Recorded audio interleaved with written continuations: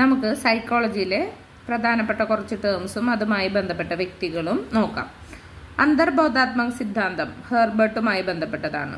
ഭാഷാ സമാജന സിദ്ധാന്തം നോം ചോംസ്കിയുമായി ബന്ധപ്പെട്ടതാണ്. ഇന്ദ്രിയ പരിശീലനം മോണ്ടിസോറി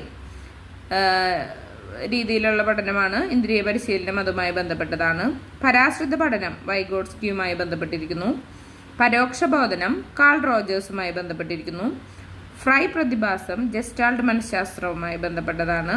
ക്ഷേത്ര സിദ്ധാന്തം കേർട്ട് ലെവിനുമായി.